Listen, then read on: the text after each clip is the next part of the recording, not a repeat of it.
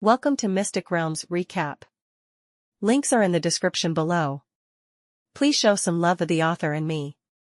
On to the show. Besides, if Lin Li needed Garesco to teach him everything, wouldn't Lin Li be walking on the same path as Garesco? He would only be following in Garesco's footsteps, and gradually losing his own creativity. Garesco definitely did not want to see such a situation. Lin Li could tell from the words that Garesco had said after Lin Li had passed the previous test that Garesco wanted him to walk a different path. Hence, the magic book that Garesco chose for Lin Li comprised mostly fundamental concepts that Lin Li had to study carefully. However, there was no information about how Lin Li could do it. After getting the magic book, Lin Li simply sat down on the ground and read it carefully without moving at all. While reading the contents of the magic book, Lin Li recalled the scene of him exchanging blows with Garesco's incarnation. He sat on the ground for more than an hour, and he only closed the magic book after simulating the plan of counterattacking against his opponent countless times. As Lin Li closed the magic book, Garesco's incarnation appeared in front of him again. It then brought him to another space. If there were others in the library at this time, they would see a very strange scene. Lin Li closed the magic book, and his body suddenly flickered. Next, a magic book flew in front of him, and automatically flipped to a certain page. The cycle continued, and whenever Lin Li's body flashed, there would be a magic book opening in front of him. The ones that he had read would then automatically fly back to the bookshelf. Lin Li's original plan was to just go there and sort out the magic books, but as Garesco's incarnation appeared, he gradually got immersed in learning. He repeatedly engaged in battles, found his problems, continued to learn, and then engaged in battles. The process made Lin Li lose track of the time outside, and forget the fact that he had returned to the Tower of Dusk. Of course, Lin Li might be the owner of the Tower of Dusk, but most of the time he was just an icon, and the pillar of spiritual support of the mages of the Tower of Dusk. His presence alone was sufficient for the Tower of Dusk. The Tower of Dusk had developed to a great extent, and there were very few things that required Lin Li's decisions. Gavin and the other senior executives could take responsibility for the operation of the Tower of Dusk. Hence, even though Lin Li had gone into seclusion at an untimely juncture, it did not affect the quick recovery of the Tower of Dusk. When Lin Li was learning from Garesco, the news of him returning with the Sky Castle had already spread throughout the entire Breezy Plains, and even the Felon Kingdom and Leaden Kingdom. One would be able to see the large building floating in the sky as long as they got near Dueland City. Hence, no one doubted anything at all. In the 3 years that Lin Li had left the Tower of Dusk, the various forces in the Breezy Plains thought that Lin Li had died in the Sky Castle, together with the elites of the Tower of Dusk. Hence, they could already imagine the condition of the Tower of Dusk in the past 3 years. After all, the various forces submitted to them, back then, all because of the terrifying power of Lin Li, a sanctuary powerhouse. Vist and Velben, CM for new updates. Everyone obviously did not want to be suppressed by a hegemon. Even the smaller forces were not willing to have another force suppressing them, not to mention the large and medium forces. Hence, in those 3 years, the rumors of Lin Li dying in the Sky Castle began to spread, and those forces finally appeared as they could no longer hold back. In the beginning, those forces dared not go overboard. After all, when Lin Li had been establishing the prestige and might of the Tower of Dusk, the ruthless means that he'd shown had left a deep impression on everyone. Besides, the first time that Lin Li had visited the Sky Castle, he had also gone missing for half a year for an unknown reason. However, as soon as he'd returned, he got rid of the Dark Blade. However, as years passed, the rumors were gradually deemed to be true. After all, no one thought that it would take such a long period of time to explore ruin. Hence, as more and more time passed, those who wanted to take revenge started doing so. They blamed it on the Tower of Dusk for being domineering and overbearing, to the extent that they wanted to subdue all forces in the Breezy Plains. Moreover, in addition to Lin Li's rumored death in the Sky Castle, another important reason that gave many forces the strength to rise was also the appearance of the magic tides. With the appearance of the magic tides, the mages who were recruited by each force improved tremendously in strength. The mages who could only stay below level 15 immediately became archmages,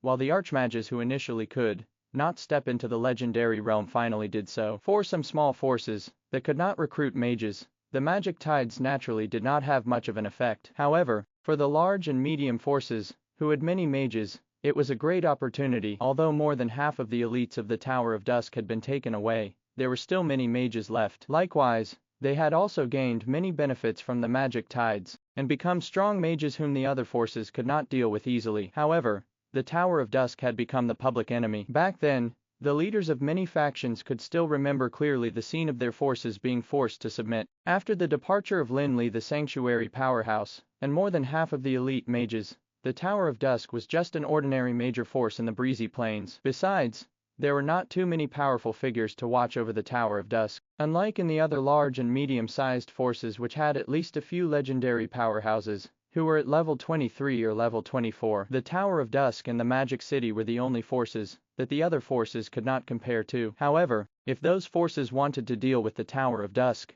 they did not necessarily have to attack the Tower of Dusk and seize it. If they were to do that, the forces would probably have to face considerable consequences in the end, even if they united. The leaders of those forces were not fools, and they wanted to deal with the Tower of Dusk for the sake of greater benefits, not to lose what they had. However, the Tower of Dusk's weakness was too obvious. When Lin Li, the sanctuary powerhouse, was around, he acted as a deterrent, and the Tower of Dusk even safely sent mage apprentices to be in charge of their businesses. Others dared not do anything to harm the interests of the Tower of Dusk at all. However, when Lin Li was absent, the remaining manpower that the Tower of Dusk had could no longer protect the businesses that they were in charge of. Hence, in those 3 years, especially the last year, the factions that had long been coveting the Tower of Dusk's businesses joined forces to suppress the Tower of Dusk's businesses, even though they dared not brazenly attack the Tower of Dusk's magic city. Hence, that caused the Tower of Dusk to suffer some considerable losses. Although the Brilliant Shrine, the Darkness Shrine, the Gilded Rose, and the other forces were still maintaining business relations with the Tower of Dusk, they would not provide much help to the Tower of Dusk. They were also the reason that the Tower of Dusk would not collapse in 3 years. If they had lost all their businesses, no one would have been willing to stay. The original forces that suppressed the Tower of Dusk were still thinking that it was only a matter of time before the Tower of Dusk collapsed. However, to their astonishment, Lin Li returned with the Sky Castle after missing for 3 years. They were well aware of the consequences that they would face for going against the Tower of Dusk. The young president Lin Li had never been a kind-hearted person. Hence, for those forces that had suppressed the Tower of Dusk, Lin Li's return was just like doomsday. The alliance formed to suppress the Tower of Dusk crumbled as soon as they received the news. The leaders of the forces no longer seemed as complacent, and were instead hysterically blaming each other. Iroteli City of the Breezy Plains was the place where the headquarters of the Black Sun Brothers Union was. The headquarters covered a large area, and the luxurious decor was even more eye-catching than the local Castellan mansions. In Iroteli City, one had to know the 4 leaders of the Black Sun Brothers Union, who were in charge of all the money-making business of the city, and their power had penetrated every corner of the city. Even the Castellan had to suck up to them to stay in his position. The Black Sun Brothers Union held authority over the entire Iroteli area, and had 50 million, subordinates that they could deploy for combat. They also had a team of more than 200 mages. Although the group of mages was insignificant in the beginning, and had mages that were lower than level 5, their combat power became rather considerable after the magic tides. With such power, the Black Sun Brothers Union had an extremely high standing in the alliance that suppressed the Tower of Dusk. It would not be wrong to say that they were the leaders of the alliance. After finding out about Lin Li's return, Anlork and the other leaders of the Black Sun Brothers Union immediately gathered the leaders of all the forces in the alliance to discuss their plan for revenge against the Tower of Dusk. However, what made Anlork and the others feel helpless was the fact that there was a chaotic commotion in the gathering hall of the Black Sun Brothers Union's headquarters, which made it seem like a noisy market. The leaders of the various forces were not in the mood to discuss how to deal with the Tower of Dusk at all. Instead, they were blaming each other, as if that would allow them to shirk the responsibility. The leaders of the various forces had once gathered in the hall, and had a heated argument over interests. However, they were now desperately trying to put all the blame on others. Lin Li's return had caused them to be disoriented, and too worried to think about gains. No matter how intense their argument was, it would not count to the Tower of Dusk. Leader, bad news. While they were arguing intensely in the gathering hall, a disheveled warrior suddenly barged in from outside. He had a sanguine crow mark on his chest which indicated his identity as a member of the Breezy Plains Blood Crow Bandits. The Blood Crow Bandits were a large bandit group, based in the southwest of the Breezy Plains, which had more than 3,000 elite warriors, and controlled all the underground businesses of the Breezy Plains. Even the lofty and mighty Costans would have to bow down to their leaders. The Blood Crow Bandits also had a legion of nearly 100 mages, who were initially only at about level 10, and their combat power was relatively useless. However, the appearance of the magic tides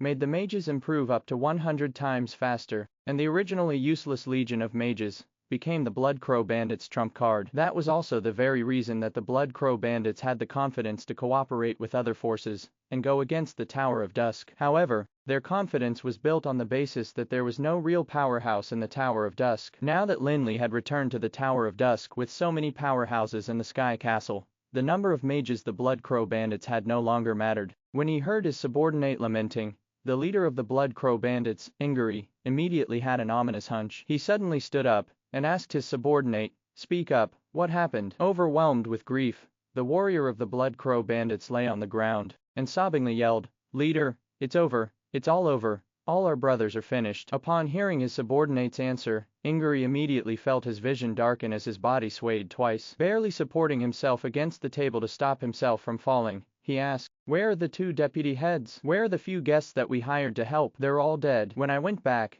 our entire headquarters had disappeared, and not a single person escaped," the warrior answered with endless horror written all over his face as he recalled the previous scene. Bam! Ingari fell hard onto his chair. Although he knew that his fellow members, who stayed in the headquarters, would definitely not be able to escape when he was questioning him, he did not expect the Tower of Dusk to be so ruthless as to get rid of their headquarters that was as strong as a fortress. In the headquarters, there were more than just bandits, warriors, and mages. His family members were there too. The Tower of Dusk is too brutal. Don't they know not to harm the family members of their enemies? Upon hearing what happened to the Blood Crow Bandits, the leaders of the forces in the gathering hall immediately started to point fingers one after another. However, although they were speaking with righteous indignation, they were actually trying to hide the horror and panic in their hearts. None of them knew who would be the next to suffer after the Blood Crow Bandits. "No, since we can't come to a consensus after these discussions, I will take my leave now. I have to go back and make arrangements immediately," exclaimed a chubby mage, whose face had turned pale. While wiping the sweat on his face, he swayed unsteadily and stood up while supporting himself against the table. He then walked towards the exit after bidding goodbye to them.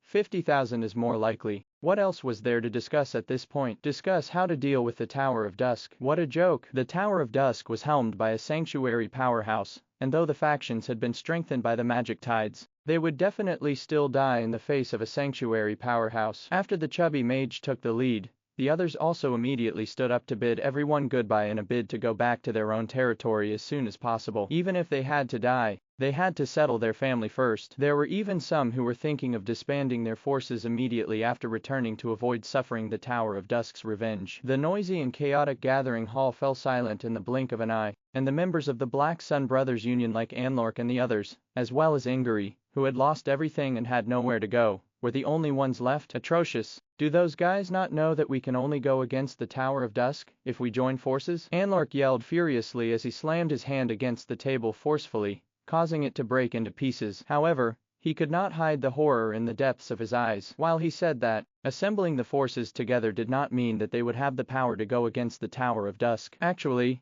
he did not believe it either. There was a sanctuary powerhouse in the Tower of Dusk, and it was indeed true that those below the sanctuary realm were insignificant small fries. Besides, the Tower of Dusk had even obtained the Sky Castle this time, a powerful weapon that the High Elves had used to dominate Anral. Suppressing the fear and horror in his heart, Anlork turned to look at the side, and suddenly asked, "Why hasn't Master Candyman come over yet? Haven't you guys informed him of the meeting today?" "President, we already went to inform him yesterday, but when we went over again this morning, Master Tanu was no longer around," a subordinate said to Anlork cautiously while standing behind him. "What?" Upon hearing his subordinate's reply, the other leaders of Black Sun Brothers Union could not help but exclaim in shock, just like Anlork. However, they soon understood that Master Tanu had surely fled after realizing that things were going awry. At the thought of this, their faces turned sullen because they were the only ones who knew that they had come to deal with the Tower of Dusk after being persuaded by Master Tanu. However, just when Anlork and the others were filled with anger, those who had just left in a hurry surprisingly scurried back, as if they had heard Anlork's call. Seeing this scene, Anlork and the others couldn't help but be a little shocked, as they did not believe that those people were also there to deal with the Tower of Dusk. Hence, he questioned in a hostile tone, "Weren't you guys going to go back and prepare for the remaining matters? Why have you returned?" "Damn it, Anlork, do you think I was willing to come back? Tell me, did you secretly already submit to the Tower of Dusk and sell us out?" The leader of one of the forces in the crowd cursed angrily at Anlork and the others. The others immediately responded to his words, and turned to look at Anlork and the rest ferociously. "What do you mean?" Anlork was a little confused, but he was mostly infuriated. He was the mighty leader of the Black Sun Brothers Union. Since when had he ever been smeared and scolded harshly? Under normal circumstances, none of the forces would dare to even cast angry gazes at Anlork because of how powerful the Black Sun Brothers Union was. However, some of them had clearly decided to go all out. After hearing Anlork's harsh questioning, they immediately put on looks of derision,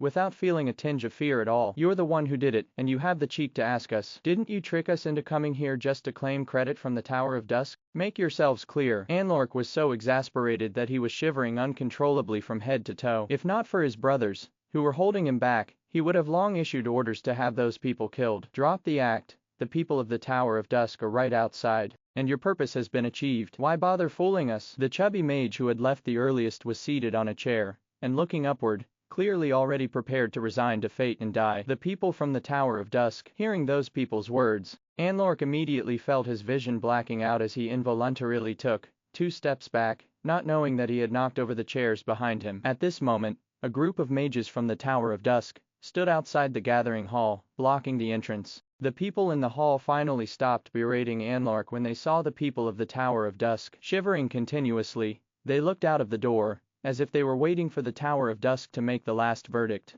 The one in charge of the Tower of Dusk's team was the leader of the group of mages, Alan, and behind him were Lin Li's undead servants, Ufalusi and Norfaler, as well as 100 level 18 and level 19 archmages. Those archmages were not the same ones who had followed Lin Li to explore the Sky Castle, but having 20 to 30 of them was enough to make the entire team seem domineering. "You guys," pointing at Alan and the others. Anlork could not bring himself to finish speaking. They were indeed there to settle the scores with him, and there was nothing he could question them for. "Check new CH'ters at November'll been calm." Without even looking at Anlork and the others, Alan reached his hand out, and a mage beside him immediately placed a scroll on his hand. Next, he opened the scroll and watched it move slowly while saying in a cold voice, "Ingari, the leader of the Blood Crow Bandits, Anlork, the president of the Black Sun Brothers Union, the deputy presidents Genevan, Robert, and Jordan, the leader of the Silver Sword Mercenary Corps, Caro, and the deputy head, York, the leader of the Red River Mercenary Corps." In the beginning, the people in the crowd did not quite understand what exactly the people of the Tower of Dusk meant by reading out those names. However, as the names were read out one after another, they gradually found one thing in common between those people: they had all once directly used force against the Tower of Dusk. The Tower of Dusk had always been particular about settling issues regarding businesses in a businesslike manner. No matter how despicable the means that their opponents resorted to, they would always counterattack with business tactics. If not, even if they had to resort to other means, it would not be a hard thing for them to wipe out all the forces in the breezy plains with Lin Li, the sanctuary powerhouse around. Lin Li's purpose of establishing that principle was because he hoped that the Tower of Dusk could grow healthily in the business sector, and not get rid of all obstacles tyrannically with brute force. However, if anyone were to use non-business means to deal with the Tower of Dusk, they would definitely be dealt with using the harshest means. This time, Lin Li left for 3 years in one go, and those forces had already forgotten the rules of the Tower of Dusk. Forces like the Black Sun Brothers Union and the Blood Crow Bandits could not come up with any clever business tactics, so they would naturally resort to using brute force, which was the most direct and simplest method. Anyway, in their opinion, the Tower of Dusk would not be able to continue upholding the rules because Lin Li, the sanctuary powerhouse, was not around. Thus, they felt that they could do whatever they wanted to do with them. After knowing the significance of Alan reading out those names, the leaders of the various forces in the hall had strange expressions too. Those who had their names called looked extremely dejected, while the others who did not get named were secretly thankful, but also worried. After all, they were involved in the suppression of the Tower of Dusk, and even if they were lucky not to die, they would probably have to pay a huge price. Finally, Alan rolled up the scroll and handed it to the mage beside him, while looking coldly at the people around him. "Kill." That word was like a cold gust of wind that blew into the hall, causing the temperature to drop. The hall immediately became chaotic. Some were cursing loudly, while others were looking around for a way to escape. There were also some who were grimacing and trying to fight. Since the people in the hall could become the leaders of the various forces, they were naturally competent. Almost all of them were legendary powerhouses, especially a few level 21 and level 22 legendary mages, who had advanced to level 23 or level 24 after the magic tides. "What are you panicking for? There are so many legendary powerhouses here. Are we supposed to just let them kill us? Let's fight them to death. Even if we die, they must pay the price. Those tyrants were not kind-hearted people in the first place. Alan's command immediately triggered the ferociousness of those people, and they decided to go all out and drag a few people down with them. Besides, in their opinion, there was a possibility of survival. After all, there were more than 10 legendary powerhouses on their side, while the Tower of Dusk only had 3 legendary powerhouses, even though they had more people. Hence, in their opinion, as long as they could escape successfully this time, and immediately leave the breezy plains, then even if the sanctuary powerhouse of the Tower of Dusk stepped in, he might not be able to get them all. Of course, those who wanted to fight for their lives were those whose names had been called. The remaining ones who weren't named had all snuck to the corner in the hall. To them,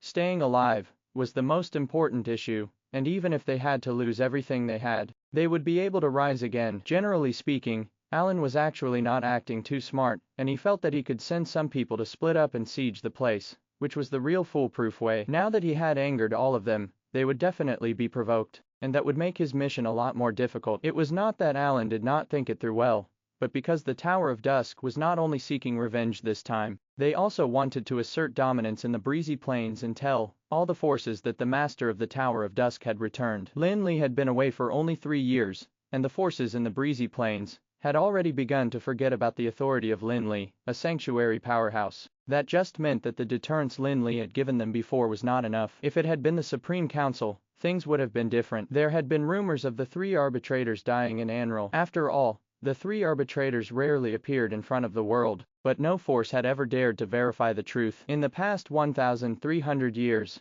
they had already accumulated so much authority and power that no one dared to provoke them. Even if the 3 arbitrators did not appear for 100 years, those forces would not dare to covet the Supreme Council's power. The Tower of Dusk was established for a short period of time, and they did not have much time to manage it, so they could only assert dominance by resorting to menacing methods. Using the enemy's blood and lives to assert the dominance of the Tower of Dusk would make those people too scared to even think of touching the Tower of Dusk. Although the Tower of Dusk only had 3 legendary powerhouses including Alan, Ufalusi and Norfaller were powerhouses who were at the peak of the legendary realm, and had experienced many near-death situations, which honed their skills. They were far more powerful than those who had received a sudden surge in power. Besides, they were supported by 100 archmages who could get into a magic net array, and have the strength to confront a legendary powerhouse, who was at the peak of the legendary realm. In fact, even without Ufalusi and Norfaller, the archmages alone would definitely not allow them to escape easily, even if they could not kill the enemies. The people in the hall were just screaming for their lives when Norfaller disappeared into thin air and turned into a black bolt of lightning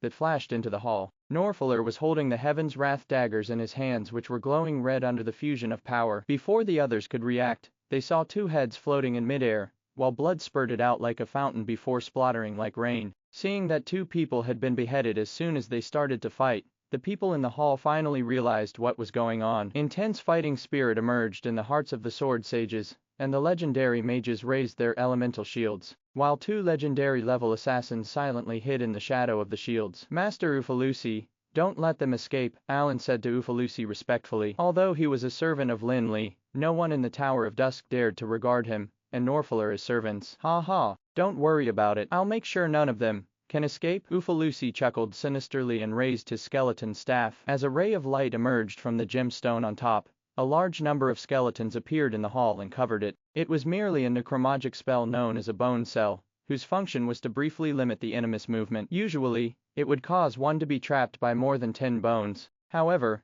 when Ufalusi cast it, the bone cell seemed to have become a skeleton fortress, as the densely packed white bones engulfed the entire building such that not even a single fly could escape, let alone a human. After casting the bone cell, Ufalusi chanted 2 incantations, and a large vortex door appeared out of thin air. A massive number of undead creatures then surged out from the door like a white tidal wave, gushing towards the crowd. Those undead creatures were naturally insignificant to the legendary powerhouses, but there was limited space in the hall, and the exterior was covered by the sturdy bone cell. When the undead creatures surged in, they seemed to have immediately filled the space in the hall. The leaders of the forces opposite had to cope with a large number of undead creatures while guarding against Norfaller's sudden attack. Hence, they were somewhat in a mess. Although Norfaller's speed was dependent on the space, the undead creatures did not affect him at all. There was a reason for vampires to be called natural assassins. As a vampire who was at the peak of the legendary realm, and had maximized his talent. Norfaller managed to kill the army of undead creatures in his way quickly and smoothly without much effort,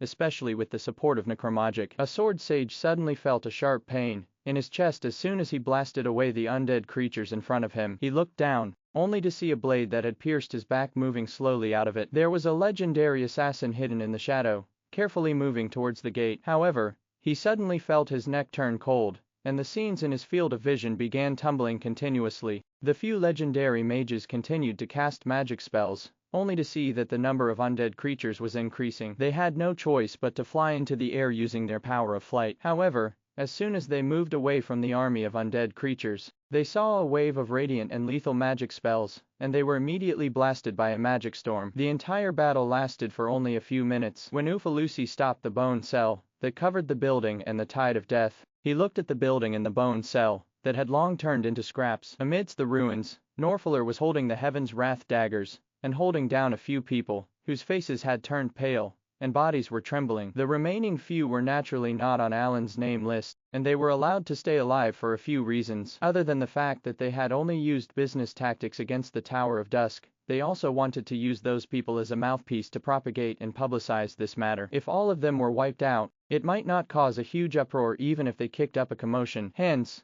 they had to keep a few of them behind to publicize that matter. Those who did not get killed no longer had the temperament of legendary powerhouses, as they stood still fearfully while being held down by Norfaller. Along the way, they passed by the corpses and arrived in front of the Tower of Dusk's team. Although they were not presidents of any trade unions, they had also seen countless corpses in their lives, and had killed several times before. However, they had never been as frightened by corpses as they were now. Those who died were real legendary powerhouses, and each one of them was extremely domineering. However, everything had turned into nothingness as they had all gotten wiped out by the Tower of Dusk's team in the blink of an eye, be it a strong individual or one with the support of a powerful force. Master Alan, I was compelled by them, and I had no choice but to do those things that harmed the Tower of Dusk. Master Alan. After those few people stood in front of Alan, they immediately started blabbering on, explaining that they had their compelling reasons for what they had done. Some even knelt down, admitted to their mistakes, and begged for forgiveness. There were also some who were so frightened that they were at a complete loss for words. It was not strange that a few of them knew Alan. After all, he was the leader of the Mage Legion of the Tower of Dusk 3 years ago. However, at that time,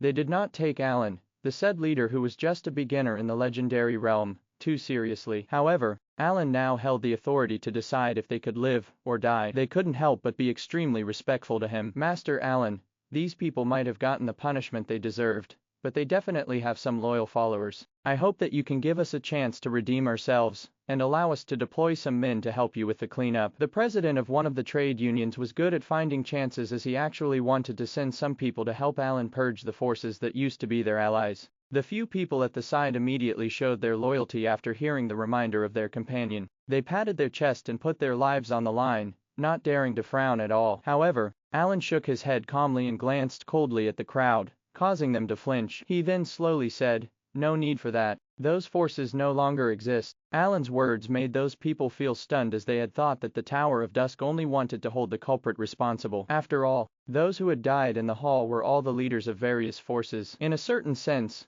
they were representatives of the forces too. However, they would soon realize that the Tower of Dusk had never been kind to their enemies. Master Alan, I have a piece of top secret information, and I hope that it'll be of use to you and the Tower of Dusk, said the chubby mage, who'd been the first to leave in the beginning. His name was Ralph, and he was the president of a medium-sized trade union. Go ahead, Alan said calmly, clearly not too interested in the top secret information that Ralph had mentioned. However, his attitude soon changed drastically after hearing Ralph's words. The chubby mage Ralph inched towards Alan carefully and suppressed his voice. He then said in a deranged manner, "Master Alan, this alliance was not started by the Black Sun Brothers Union, but someone who played an important role here. This person connected the major forces, and made them develop the idea to go against the Tower of Dusk." "Oh, is that so?" Alan's expression was rather impassive, but after hearing Ralph's words, he couldn't help but raise his brow and ask, "How did you know about that? Where's that person?" Although Alan seemed a little shocked, he did not believe Ralph entirely. After all, there would definitely be some who would put the blame on others and try to gain some credit so as to negate their sins at this juncture. "Master Alan, I swear that what I say is true. If I make up nonsense, I shall die a horrible death. Ralph could tell from Alan's tone that he was doubtful. He hurriedly patted his chest and swore an oath. When he saw the look of annoyance on Alan's face, he finally lowered his voice again and said, I heard Anlork and the others calling him Master Tanu, and rumor has it that he's not from the breezy plains, or Anril at all. He's from the sea. The sea. Alan couldn't help but frown. If what Ralph said was true, he would miss a big fish this time. At this moment, Alan thought about the prisoner Lin Li had brought back after annihilating the enemies. Although they had yet to find out anything from interrogating him, they could already confirm that there was a mysterious force behind the siege of the Tower of Dusk. In this case, could there be some special relation between Master Tanu, the prisoner, and the mysterious force? At the thought of this, Alan knew that Tanu was probably a lead to luring out the mysterious force. Hence, he asked Ralph, what else do you know about this Tanu?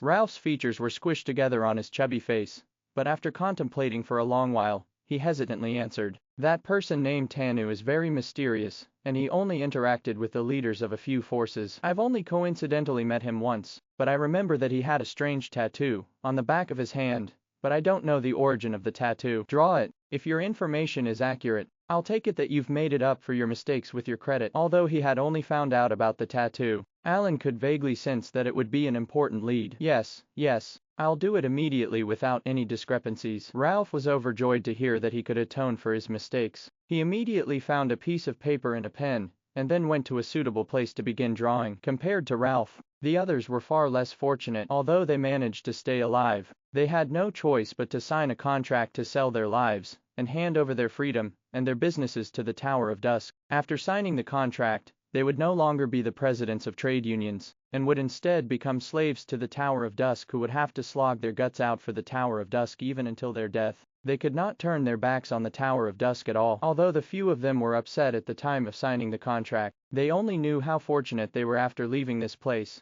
and receiving the news from others. Alan stopped them from taking part in the purge of the enemies, not because they wanted to let those forces off, but because the Tower of Dusk had already sent someone to handle them. Connor's team was in charge of handling those factions. Other than the mages, they also had the Death Knights that had divine power. However, they should be called the Retribution Knights now. The death of the Blood Crow bandits was the doing of Connorus. The dark decay that the 20 Retribution Knights released caused all the bandits and people in the den to die and instantly turn into ashes. After the death of the Blood Crow bandits, the forces of those who had been named by Alan suffered the same fate too. Soon, the news began to spread in the breezy plains, and the forces that had manpower of more than 1,000 were wiped out in the breezy plains, as if they had never existed before. The Tower of Dusk's cruel retaliation had shaken the entire breezy plains, as more than a dozen forces were completely wiped out. Other than letting the others know the strength of the Tower of Dusk, they also wanted to let them know how cruel and ruthless the Tower of Dusk was to their enemies. At this moment,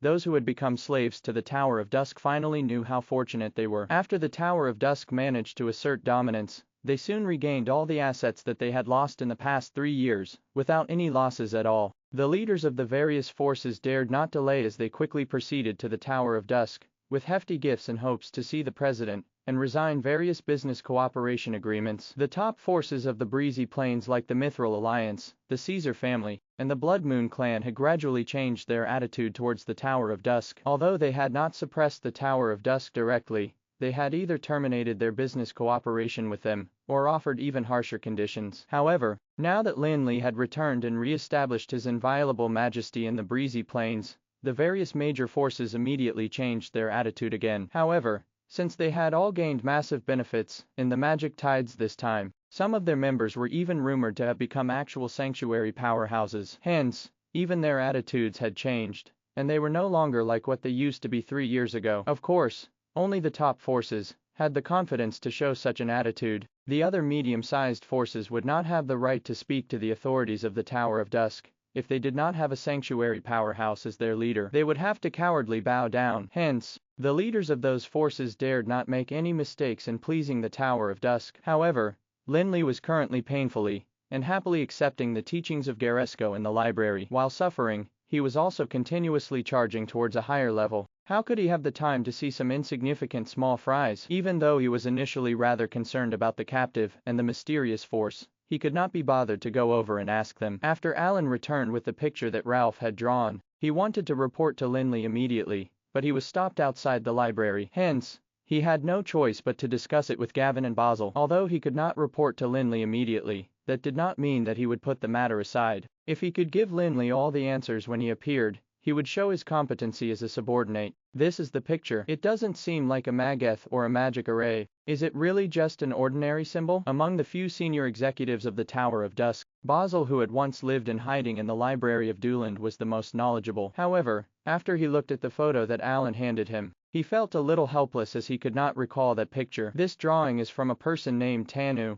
and it's rumored that he's the one who instigated those forces to unite and deal with us. I suspect that this Tanu has something to do with the prisoner our president brought back previously. I wonder if you found anything similar from that prisoner, said Alan as he voiced his conjecture. He looked at Gavin, who was in charge of interrogating the prisoner. I didn't notice that. Wait for me while I get someone to check on that person. Upon hearing Alan's conjecture, Gavin immediately looked for the person who was in charge of guarding the prisoner, and told them to search the prisoner entirely from top to toe. Although there was nothing on the back of the prisoner's hand, there was no rule that the picture had to be on the back of his hand. As expected, the person who proceeded to check soon returned to report that they had found a picture on the nape of that person and copied it. Although it was much smaller than the one on the back of Tana's hand, they were largely similar. They're indeed in cahoots with each other. But what does this picture mean? Is it the symbol of that mysterious force? Their subordinates' report allowed Gavin and the others to confirm something, but they were still clueless about the meaning of the picture. As for the captive, Gavin had also resorted to plenty of interrogative means, but the timidity of that guy became his life-saving card. They could easily knock him unconscious with a little trick. In fact, Gavin had even invited Ufalusi over in a bid to let him use necromagic to read the soul memories of the prisoner. Unfortunately, Ufalusi, who had already reached the peak of the legendary realm, in terms of strength, actually did not know what to do about him, either. His soul was as fragile as paper, and Ufalusi dared not use much strength at all for fear that he might cause his soul to shatter, and thus cause them to be unable to get any useful information. Lin Li, a sanctuary powerhouse, was probably the only one who could read some useful memories from the prisoner's soul. Unfortunately, Lin Li was now in seclusion in the library. Gavin and the others could not disturb him because of this matter, either. After all, the captive was right there, and they just had to keep him alive until Lin Li came out. Although they could not find out anything from the prisoner for now, Gavin and the others did not give up on investigating that particular picture. In fact, they even specifically sent a letter to the Ashen Warlock,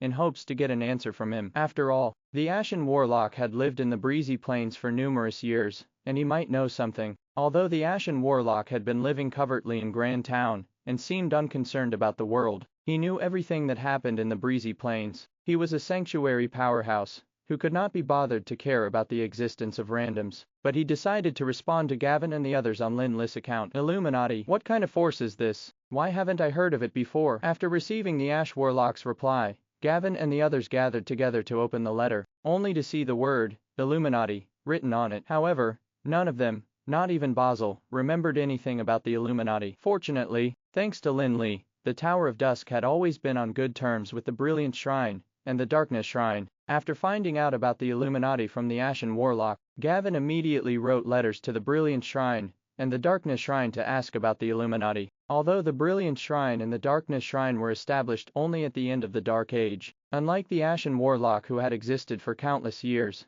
they also held a lot of secret information about the history of Anril. Besides, they both had a massive number of devotees. Even though the Darkness Shrine had fallen, they had had their heyday, and the Brilliant Shrine was still prospering now. Soon after Gavin sent the letter, they received a reply from the Brilliant Shrine and the Darkness Shrine. Finally, they learned the origin of the Illuminati. The Illuminati had a longer history than the Brilliant Shrine and the Darkness Shrine. They had been in existence since the High Elves ruled Anril. In fact, they had been around before the Dark Age. In the Dark Age, the Illuminati had had a large base of devotees, and the Brilliant Shrine and the Darkness Shrine had yet to exist at that time. Hence, the Illuminati could definitely be called the first major religion of mankind. Unfortunately, that was also what caused the High Elves to be wary, and the leaders of the High Elves began to annihilate the Illuminati in each of their respective territories. Rumor had it that during that massive wipeout, there were more than 100,000 followers of Illuminati who had been killed by the High Elves. Many of the senior executives of the Illuminati had been eliminated too. After the purge, the Illuminati disappeared from Anril, as if they had been completely wiped out by the High Elves. At the end of the Dark Age, humans and other enslaved intelligent races set off a wave of resistance against the rule of the High Elves. The Illuminati, who had disappeared for centuries, once again appeared in front of everyone, and played an important role in the War of Resistance. Unfortunately, hundreds of years had passed, and the doctrine of the Illuminati was no longer accepted by most of the humans. The establishment of the Brilliant Shrine and the Darkness Shrine had also compressed the survival space of the Illuminati. After the end of the Dark Age, the Illuminati once again disappeared from Anril, and there was no longer any news about them since then. According to Ralph, that person named Tanu is from the sea. Do you guys think that it could be that the Illuminati had fled to the sea back then? Alan asked with a frown, holding the Darkness Shrine's reply in his hand. He could tell from the reply that the Illuminati were definitely extraordinary. The Illuminati was a religion that could survive since the Dark Age, and stay strong despite suffering the purge launched against them by the High Elves, followed by the stiff competition against the Brilliant Shrine and the Darkness Shrine. Clearly, they had high tenacity. Although the Tower of Dusk had built a great reputation and was helmed by a sanctuary powerhouse, Alan was still full of scruples about the Illuminati. The religion of the Illuminati, which had been passed down for thousands of years, definitely had a few sanctuary powerhouses among their faithful. After exploring the Sky Castle with Lin Li, Alan, too, knew that his president, Lin Li, was not someone ordinary sanctuary powerhouses could compare to. However, Lin Li was still human, after all, and he could not constantly stay in the Tower of Dusk. There was no way he could guard it forever. Just because that Tanu is from the sea, it does not necessarily mean that the Illuminati are also from the sea. Maybe they've been lurking on land. Gavin's opinion made sense too. The fact that those from the sea had joined the Illuminati did not mean that the Illuminatus base was in the sea. There was no necessary causal relationship between the two. However, Master Basil, who had been pondering quietly for a long time at the side, suddenly thought of something at this moment, and asked them, "Have you guys forgotten about the kingdom in the sea?" The Gilded Kingdom. Alan and Gavin called out a name unanimously. The Gilded Kingdom was an archipelago that was made up of thousands of islands. Although it was involved in sea trade with the nations on the mainland, there was actually very little information about the Gilded Kingdom that could be found on the mainland. Rumor had it that back when the Brilliant Shrine was blocked outside the Felon Kingdom, when spreading its doctrine, they had coveted the Gilded Kingdom. They even sent 2 archbishops and 10 cardinals, as well as hundreds of believers of light to preach, but in the end, the higher-ups of the Brilliant Shrine were at a loss for words and could not voice their grievances. After the 2 archbishops went to the Gilded Kingdom by boat, the Brilliant Shrine began to receive letters that were about the problems encountered by the mission and what they had gained. However, after half a year, the Brilliant Shrine actually received letters of withdrawal from the 2 archbishops and other believers of light. In the letters, they even persuaded the Pope of the Brilliant Shrine to give up on his faith in holy light. The Pope was truly infuriated. The reason that the 2 archbishops and believers of light wrote back to the Brilliant Shrine to inform them of their withdrawal was because they had decided to change their faith and became members of the Illuminati. The Brilliant Shrine failed to achieve their goals, and even lost their devotees. Not only did they fail to spread the doctrine of the holy light in the Gilded Kingdom, they also lost 2 archbishops and 10 cardinals. If it were not for the fact that the Brilliant Shrine had been keeping the news from the public, and even announced that the 2 archbishops were in distress at sea, the Brilliant Shrine would probably have really become the laughing stock of Anril. Of course, Basil and the others were well aware of this embarrassing incident that the Brilliant Shrine encountered. However, they could only vaguely remember that there was some historical information that mentioned the Brilliant Shrine's missionary trip to sea to spread the doctrine of holy light. Even though they were unsure of the details, they could also guess that the mission had likely failed. Otherwise it would have been widely publicized. As for the claims that the 2 archbishops had allegedly encountered a mishap at sea, it seemed rather iffy, as the 2 archbishops were peak legendary powerhouses, while the 10 cardinals were also at the legendary level. How could they have been as unlucky as to meet a mishap at sea? Did the Brilliant Shrine fail to spread the doctrine because the Illuminati had already taken over the Gilded Kingdom? Once Gavin said those words,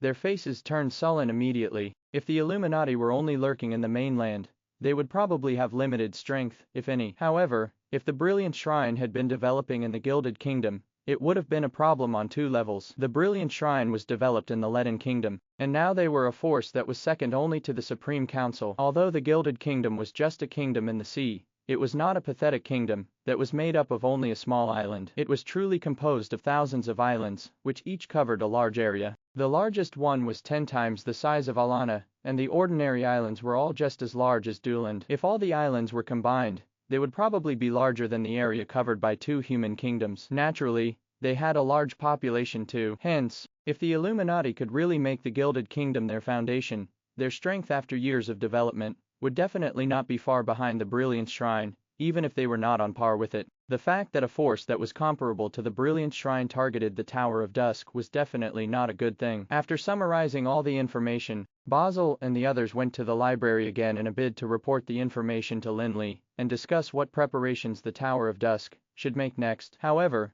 when the trio arrived at the entrance of the library, they saw a tightly shut door. The three looked at each other helplessly, but no one went to disturb Lin Li by getting him to open the door. In their opinion, Lin Li must have suddenly understood something since he closed the door immediately after he returned. Such opportunities for an epiphany were very rare, and once he was disturbed, it would be difficult for him to get such an opportunity again. At any rate, it wasn't like they could resolve the current situation even if they informed Lin Li about the Illuminati now. They could not go all the way to the Gilded Kingdom anyway. Besides, the Tower of Dusk had grown to the point where not any force could pose a threat to it. Putting aside the Eternal Furnace and the Sky Castle, the powerhouses by Lin Li's side were enough to protect the Tower of Dusk. Hence, they decided to wait for Lin Li to emerge before thinking about the Illuminati and the Gilded Kingdom. The matter of the Illuminati and the Gilded Kingdom might be major, but it was not something that the Tower of Dusk had to face urgently. Hence, Gavin did not disturb Lin Li, and instead put the matter aside to focus all his attention on restoring the operations of the Tower of Dusk. However, what Gavin and others did not expect was that although they had temporarily put aside this matter, they were compelled to face it. Soon after they investigated and found out some information about the Illuminati and the Gilded Kingdom, one of the mines of the Tower of Dusk, that was situated on the southern coast of the Breezy Plains, was suddenly attacked from the sea. A fortress-like battleship suddenly appeared in the sea near the mine, and a round of artillery bombardment wiped out the defenses of the mine. Next, a large number of crew members rushed in and emptied out the warehouses of the mine. Before they left, they even destroyed all the mining routes on their way out, making it impossible for the mine to resume production for at least 3 months. If the one that was attacked was just an ordinary mine, it might not be a big deal. However, the mine that was attacked and looted was a Terra mine that had hundreds of tons of Terra were stored in the warehouse at the time of the attack. During the attack this time, the Tower of Dusk's direct losses amounted to billions of gold coins. Moreover, with the situation where there was no market for the Terra mine, one might not be able to buy hundreds of tons of Terra, or even if they could afford to offer billions of gold coins. Not long ago, the Tower of Dusk had just established their might and asserted dominance using some brutal and bloody means. If someone dared to attack the Tower of Dusk under such circumstances, that would be an insult to the Tower of Dusk. Hence, after the news got out, there was a huge uproar in the Tower of Dusk, and the other forces of the Breezy Plains were frightened too. Tell us about the situation. The defense system of the mine may not be foolproof, but others would have to pay a huge price for forcing their way in. That's making me suspect that those of you who are responsible for the security of the mine have neglected your duties, whether you were AWOL or you've colluded with the enemies. If you choose to own up, I will consider giving you a lighter punishment, Alan said to the few guards in a hall of the Tower of Dusk who were responsible for the security of the mine, and were fortunate to have survived. The guards did not belong to the Tower of Dusk. Due to the fact that the Tower of Dusk was doing badly in the past 3 years, they were forced to stay in the headquarters, while the management team of the mine and other industries have long been replaced by others. Some of the guards were from other forces, and were merely left behind by the Tower of Dusk during the handover in order not to affect the production of the mine. Initially, the Tower of Dusk was ready to send a team of mages to take over the security management of the mine. Unexpectedly, something like that cropped up halfway. Under such circumstances, those who did not belong to the Tower of Dusk were naturally the prime suspects. I've been wronged, Master Alan. We're dying to become members of the Tower of Dusk. How could we possibly collude with the other forces? This time, the other party was really too strong. Their battleship and cannons alone directly exterminated hundreds of our guards. Later, they rushed into the mine, and since they were all legendary powerhouses, we were not their match at all, said that guard, who was pouring out his woes while telling Alan honestly about the attack that they suffered. The battleship was like a fortress on the sea, and all of their enemies were legendary powerhouses. When Alan heard the news, he couldn't help but look at Gavin and Master Basil. Although they were all silent, they understood what each other meant through the gazes in their eyes. The Gilded Kingdom, which had thousands of islands, was the only kingdom which could have such a massive and powerful battleship. They were the only ones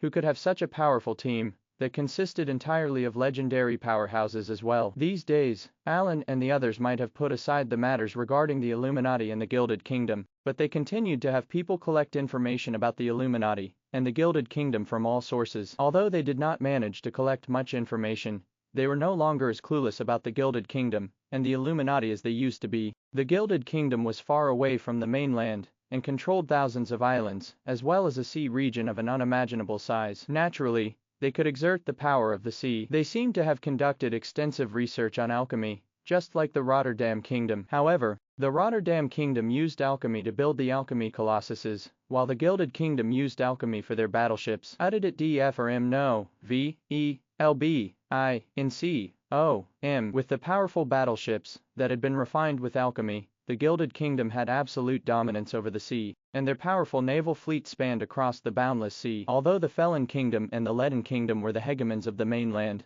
no one would dare to provoke the Gilded Kingdom when at sea. Hence, when they heard about the fortress-like battleship on the sea from the guards, Alan and the others immediately thought of the Gilded Kingdom. Other than the Gilded Kingdom, there would probably be no other nation or force that would be able to command such a powerful battleship. Who else could it be other than the Gilded Kingdom? However, so what if they knew that it was the Gilded Kingdom? They couldn't possibly start a war with the Gilded Kingdom. If a war were to break out, the Tower of Dusk wouldn't be afraid of the Gilded Kingdom's battleships because they had a sky castle. However, the Gilded Kingdom might very likely be supported by the Illuminati that had a heritage of numerous years. If the Illuminati were as strong as the Brilliant Shrine, the Tower of Dusk would be in trouble. Most importantly, Lin Li, who could control the Sky Castle, was now still in seclusion in the library, and Alan and the others did not want to disturb him at this moment. Hence, they had no choice but to let the Gilded Kingdom off for the time being. Anyway, they could not resume production in a short period of time, so they might as well just leave it alone for now. In the end, the invasion of the mine might have caused the forces of Breezy Plains to get into an uproar, but the members of Tower of Dusk acted like nothing had happened, and did not do anything at all. How could Lin Li, who had just asserted dominance with some cruel means, be bullied to the point of not reacting? The Tower of Dusk's inaction made many forces of the Breezy Plains confused. However, when they heard that a battleship of the Gilded Kingdom was the one that attacked the Tower of Dusk's mine, some of the forces couldn't help but gloat at them. However, it didn't end there. Soon after the Tower of Dusk's mine was attacked, another piece of news was spread from the Felon Kingdom. An important port of the Felon Kingdom had also been attacked by the Gilded Kingdom, and nearly 100 merchant ships that had docked at the port were sunk. The warehouses in the port were also ruined because of the artillery fire. It got extremely lively in the Felon Kingdom. Rumor had it that the king of the Felon Kingdom was so infuriated that he smashed his crown after hearing the news because one of the merchant ships docked in the port was carrying a large amount of treasures, tributed to him by several Costans of cities in the south. Besides, the king of the Felon Kingdom wouldn't be willing to take it lying down even without the loss of tributes. It was a clear provocation. Was the Gilded Kingdom thinking of starting a war with the Felon Kingdom? However, there was no way the king of the Felon Kingdom could vent his anger. With the subpar navy of the kingdom, they would be courting death if they started a war with the Gilded Kingdom. However, the Felon Kingdom was not completely at a loss for what to do either. The king actually went straight to the Alana Guild of Magic, in hopes that the Guild of Magic would step out to help him resolve the issue. Although the Guild of Magic was not under the rule of the Felon Kingdom's royal family, the Guild of Magic was responsible for ensuring the safety of the leaders of the Felon Kingdom. Hence, the Guild of Magic was responsible for the matter of the Felon Kingdom's port being attacked, and there was no excuse for them to ignore it. Therefore, at the request of the royal family of the Felon Kingdom, the Alana Guild of Magic had no choice but to take over this matter. However, the Alana Guild of Magic did not intervene immediately. Instead, after some investigation, they sent Macklin to go to the Tower of Dusk, clearly planning to let Lin Li, a sanctuary powerhouse, help them resolve the problems at hand. Actually, President Aldwin was not to be blamed for not being responsible enough. The Endless Ocean was the world of the Gilded Kingdom,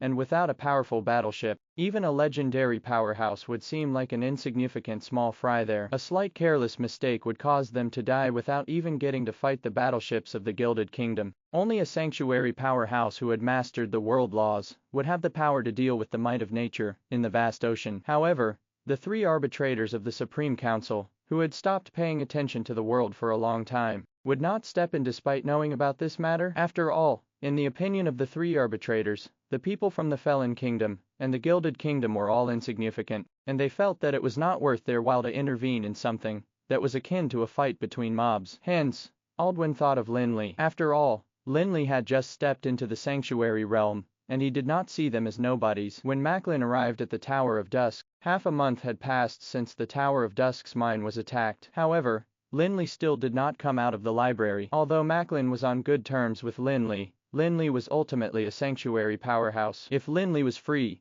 it would be easy to talk to him about it, but now it was inappropriate for him to disturb Lin Li because of this matter. He could only wait at the side for Lin Li to come out on his own while discussing with Gavin and the others everything that happened lately. Initially, Macklin was not too confident about being able to invite Lin Li. After all, the attack on the port of the Felon Kingdom was not quite related to Lin Li. However, after having a chat with Gavin and the others, he learned that a mine of the Tower of Dusk had been attacked by the Gilded Kingdom's battleship too. Despite knowing that feeling such emotions was a little unethical, Macklin still couldn't help but be somewhat elated. Damn it, the people of the Gilded Kingdom are really silly. Of all people, they had to provoke this ruthless kid. Once this kid Fulik comes out, those guys are going to have a hard time. Macklin understood Lin Li rather well, and he knew that Lin Li was very cautious and protective of his people. Yet, the people of the Gilded Kingdom dared to touch the Tower of Dusk's assets. They truly had a death wish. After knowing that the Gilded Kingdom had touched the mine of the Tower of Dusk, Macklin did not panic. He simply waited calmly at the Tower of Dusk for Lin Li to come out. However, while Macklin was waiting for Lin Li to come out,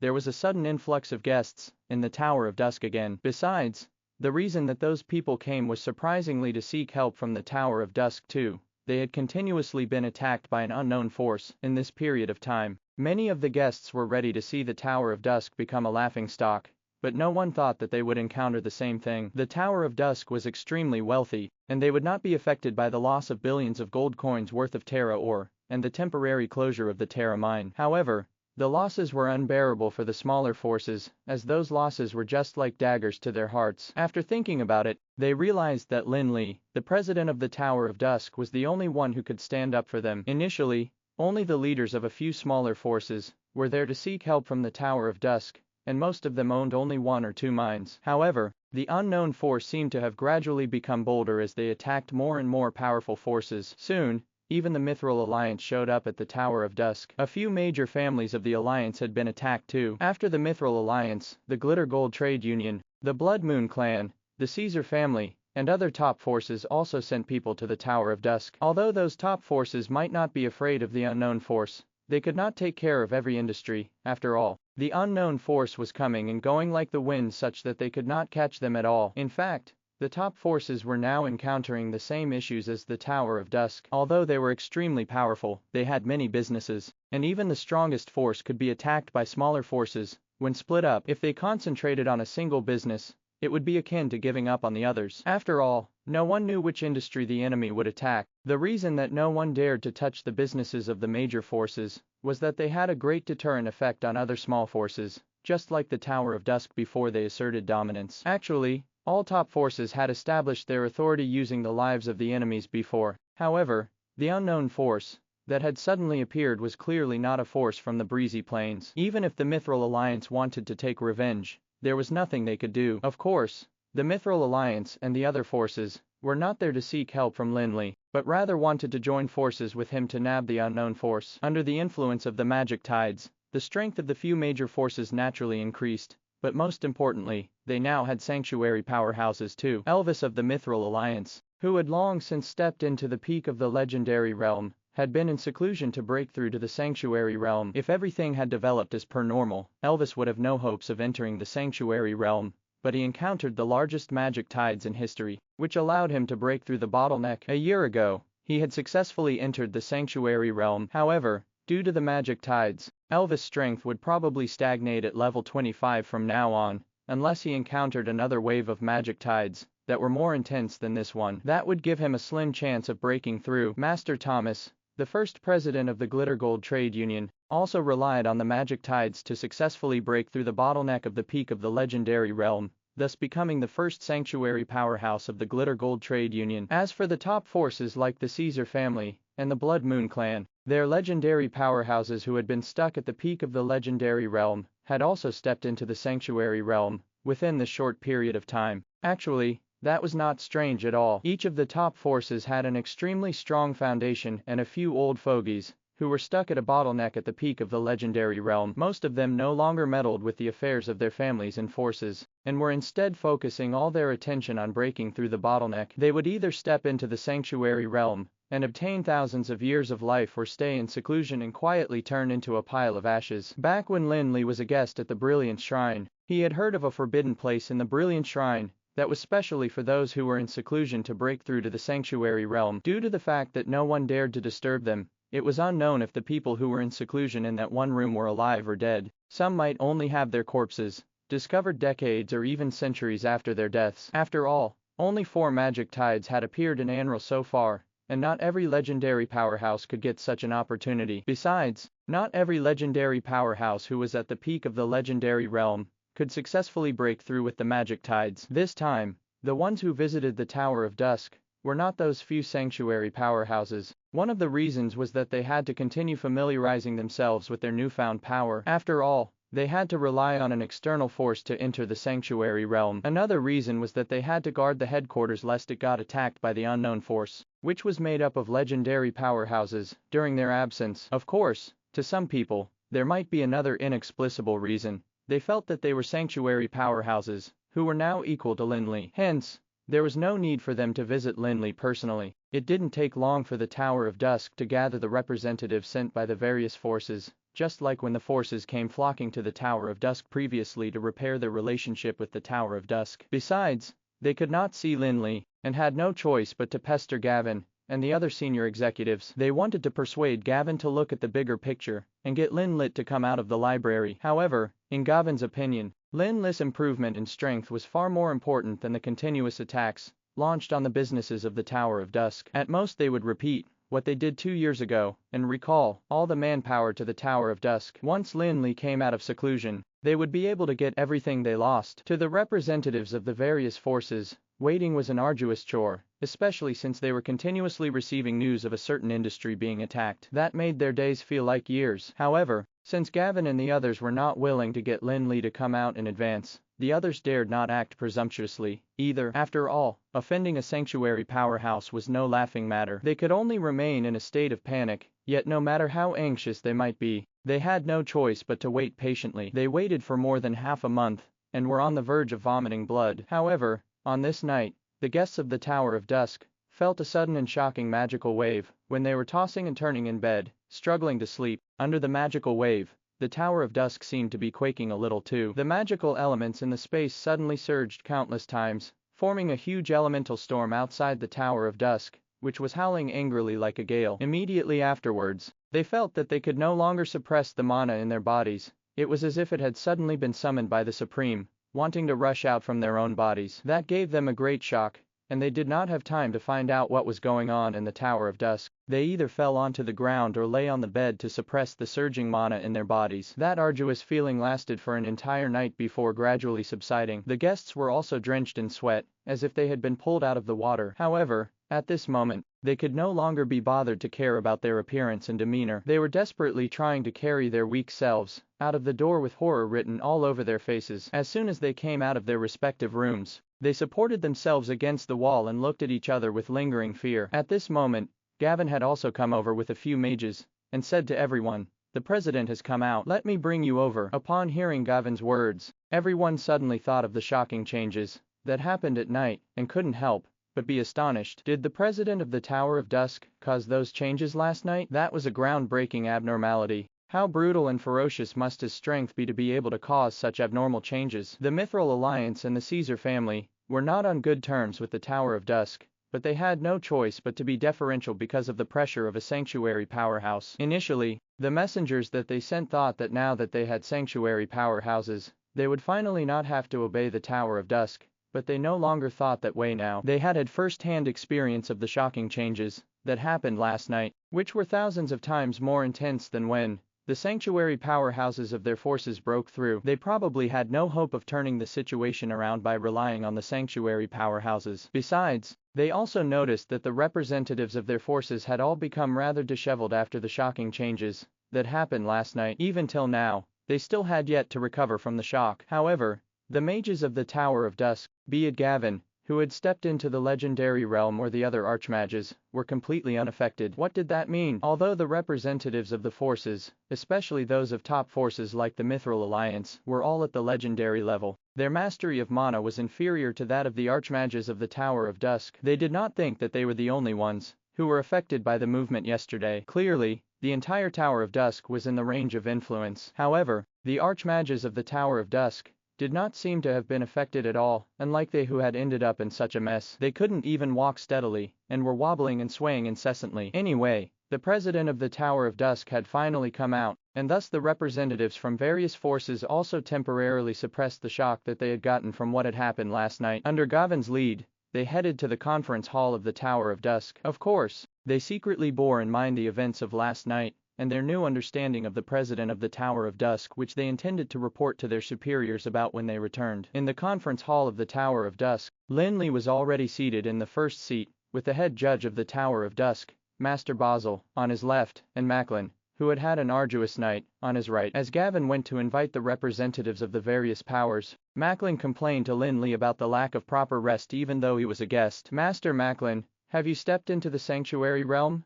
this time too? Unfortunately, I haven't had the time to congratulate you personally ever since I returned. Lin Li had a casual chat with Macklin. Actually, he was not surprised that Macklin had entered the sanctuary realm. I might have entered the sanctuary realm, but that's all because of an external force. Unlike you, I didn't rely on my own abilities to enter the sanctuary realm. Although Macklin was still far from the sanctuary realm, he had heard plenty of Aldwin's complaints about not being a genuine mage in the sanctuary realm. Lin Li smiled calmly and said, the sanctuary realm is still the sanctuary realm, after all. No matter what you relied on to get to the sanctuary realm, it's better than having no hopes for the rest of your life. That's right, that's what I said. We should not be too greedy. No matter what, I've already entered the sanctuary realm, and I now have a lifespan of more than 1,000 years. Who knows what kind of amazing chance I might get in this long lifetime. Macklin did not become distant from Lin Li, just because the latter had become a sanctuary powerhouse. He was still as casual as he used to be. Of course,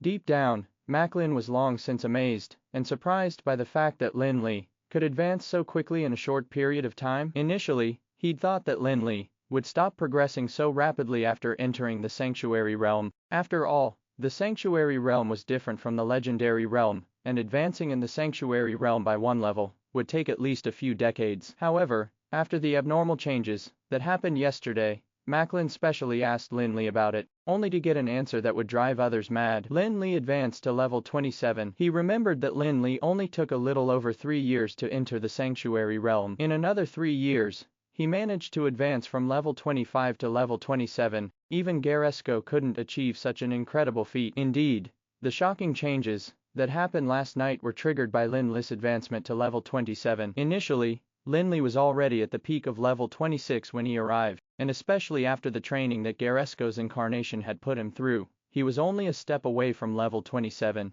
During this period of time, Lin Li had been in seclusion in the library, and he once again received the strict guidance of Garesco's incarnation. If he still could not break through, it would probably be because Garesco was blind. In fact, Lin Li had almost broken through to level 27 at the beginning of his seclusion in the library. He had just had an exchange of blows with Garesco's incarnation, but he already felt that he was not good enough. Thus, he suppressed his level. After he had perfected his abilities at level 26, he finally broke through to level 27 last night. That was also the reason for the ruckus that he kicked up when he broke through level 27. Lin Li and Macklin chatted for a while more, and Gavin also brought the representatives of a few forces to the conference hall. After everything that happened last night, the representatives of the various forces began to look at Lin Li with fear and respect. Although the people who came to the Tower of Dusk this time were there for their own forces, everything actually revolved around one issue, and that was how they should deal with the Gilded Kingdom. At this moment, the representatives of those forces finally knew that the unknown force they were talking about was the Gilded Kingdom, from the archipelago on the sea. At this moment, Macklin revealed his purpose for visiting Lin Li, and that was to seek his help after the attack on the port of the Felon Kingdom. However, although it was also about dealing with the Gilded Kingdom, Macklin's request was somewhat conflicting with the request of the representatives of these forces of the Breezy Plains. Those forces naturally hoped that Lin Li could take charge of the Breezy Plains and do justice for all the forces that had been attacked, but Macklin wanted to invite Lin Li to the Felon Kingdom, because the port that had been attacked was on the southeastern coast of the Felon Kingdom, which was tens of thousands of kilometers away from the Breezy Plains. Hence, before Lin Li even said anything, Macklin had already gotten into a heated argument with the representatives of the forces of the Breezy Plains. Although Macklin was a senior executive of the Alana Guild of Magic, the forces of the Breezy Plains would not succumb to the Alana Guild of Magic. Okay, It's just a small issue. All of you are figures of status. How embarrassing it is to get into such a heated argument, Lin Li interjected to stop them. Seeing that Macklin could not outargue so many of them, Lin Li naturally wouldn't let him be berated. Although Lin Li's voice was soft, and his tone was calm, his words made the commotion cease immediately as everyone in the conference hall fell silent. Everyone knew that it was time for Lin Li to decide if he wanted to save the pride of the Felon Kingdom first, or solve the problems of the breezy plains first. They would get the answer in a moment. However, when the crowd quieted down, Lin Li remained silent and stood up. While everyone was confused, Lin Li waved his hand casually to open up a spatial rift in the air before walking into it. The southern part of the breezy plains bordered the sea, which was blue and clear like the sky. A fortress-like giant battleship was lying motionless on the surface of the sea like a gigantic beast. On the deck of the giant battleship, several elegant and poised nobles were seated by a table, tasting some fine wine while enjoying the scenery around the battleship. However, at this moment, a spatial rift appeared out of nowhere less than a meter away from the deck, after which a figure slowly walked out of it. Who's that? The few of them who were leisurely enjoying the pleasures of life immediately stood up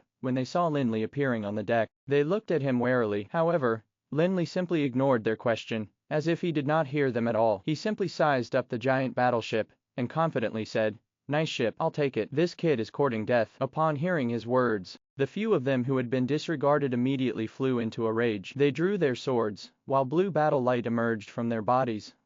I don't know. I'm pretty sure Macklin was already in Legendary Realm before this. Maybe Aldwin dissed Macklin for being a noob. Otherwise, just the author thing I guess. The navy of the Gilded Kingdom had always been known as the best navy in Anral, and the fact that they had dominated the endless ocean caused them to become arrogant and condescending. Even though they had seen Lin Li coming out of the rift with their own eyes, and knew that he was definitely extraordinarily competent, they were not afraid at all. At the same time that they revealed their intention to fight, the hatch behind them opened, and dozens of people walked out, all of whom were level 21 and level 22 legendary powerhouses. Other than the legendary sword sages and legendary mages, there were also more than 10 clergymen who dressed like priests. Lin Li had already learned about the Illuminati from Gavin and the others, and when he saw the emblems on the chests of the clergymen, he immediately knew that they were the priests of the Illuminati. As there was still very little information about the Illuminati, Lin Li could not tell from the emblems what their level was. However, legendary powerhouses were not insignificant small fries. Despite being surrounded by tens of legendary powerhouses,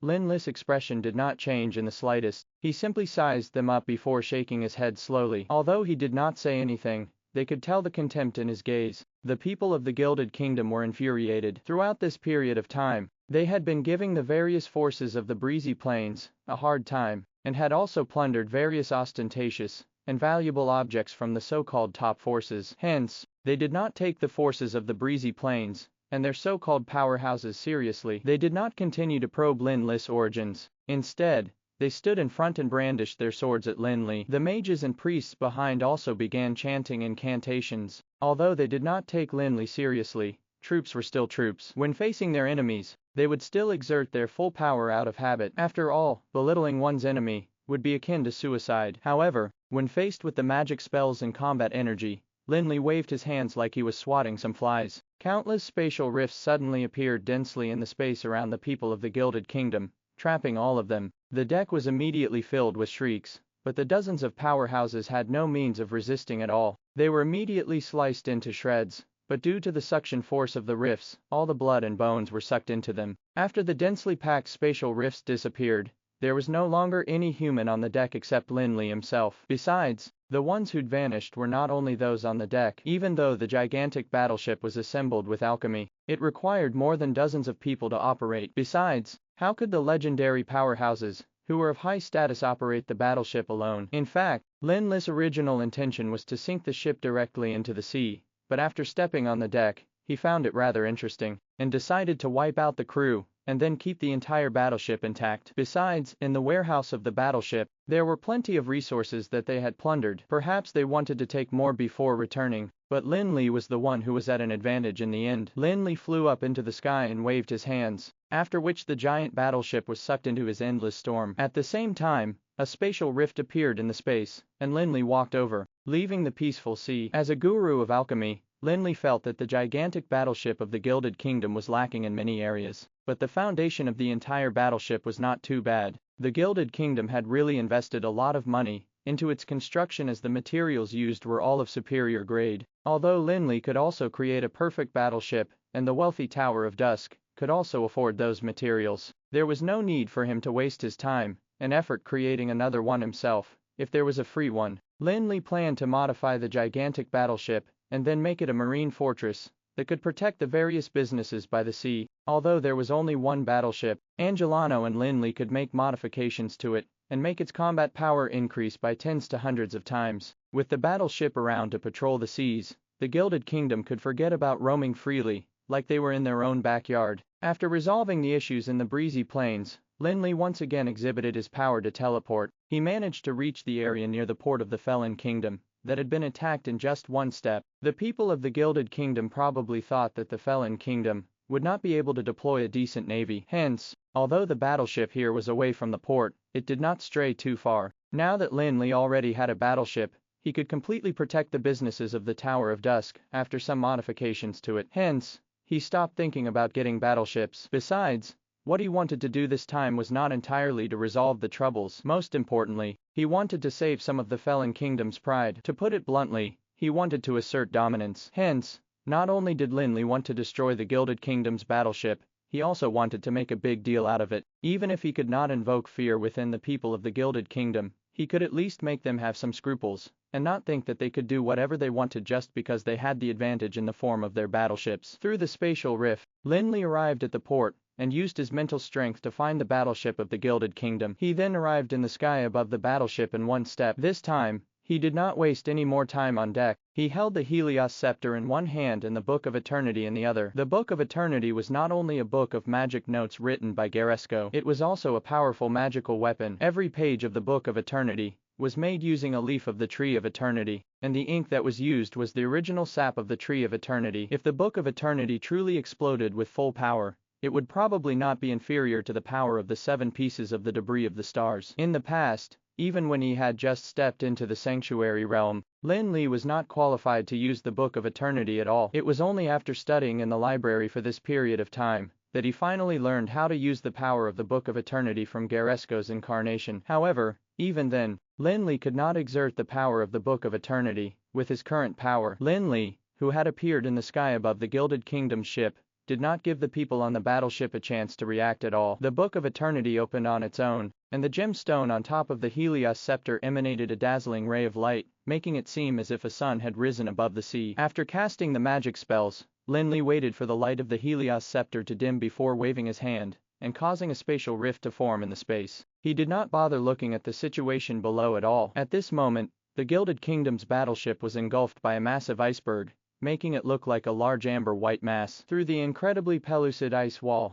the deck of the battleship as well as the naval warriors of the Gilded Kingdom, all of whom appeared relaxed, clearly unprepared for the sudden destructive attack, could be seen. Although the iceberg was in a tropical region, it could remain solid for billions of years, and had simply become a wonderful scenic spot for the port. It would probably attract the attention of many. It had only been a few minutes since Lin Li left, but Macklin and the representatives of the various forces of the breezy plains had yet to recover from the shock. They did not know why Lin Li left all of a sudden, and they were still waiting to discuss with Lin Li the plans to deal with the Gilded Kingdom. However, just when the crowd suddenly snapped back to their senses, intending to ask Gavin and the other senior executives of the Tower of Dusk about the situation, they suddenly saw a spatial rift appearing in the place that Lin Li had left. Who else could it be except Lin Li? Flick, where did you hurry off to? Macklin was seated right beside Lin Li. Hence, he immediately asked the question curiously when he saw him returning. Although the others didn't ask questions, they were all clearly filled with curiosity when looking at Lin Li. Oh,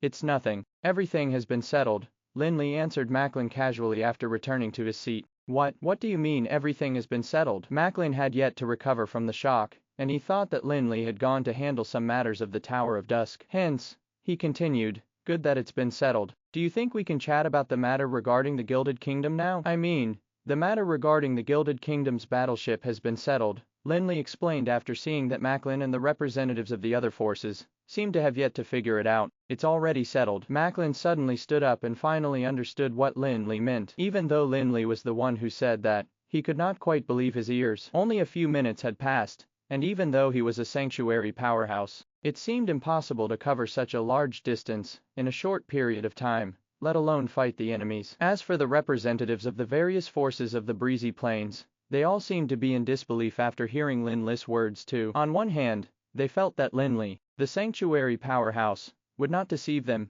and on the other hand, they felt that it was far beyond their imagination. However, regardless of whether they believed it or not, no one dared to question a sanctuary powerhouse. Anyway, time would prove everything. After the extremely brief meeting this time, the representatives of the other forces bade farewell apprehensively. Other than verifying Lin Li's words, they still had to rush back to report to their superiors about Lin Li's abilities. Initially, Lin Li also intended to ask Macklin to stay behind for a few days in the Tower of Dusk. After all, Lin Li had been staying in seclusion in the library during this period of time, and had not entertained his guest, Macklin, well. However, although Macklin did not take the matter of the felon to heart, he was extremely curious about what Lin Li had done, and was eager to see the wonders Lin Li had created. It was very easy to verify the news in the Felon Kingdom. There was a random structure on the sea, and the culprits who'd attacked the port were there too. Hence, the news soon spread like wildfire in the Felon Kingdom. In fact, there were many who surged into the port from all directions, all for the sake of catching a glimpse of the rare scene. After seeing the iceberg with his own eyes, Macklin also reported to Aldwin about the Tower of Dusk. Within a few minutes, Lin Li covered almost half of the area of the mainland,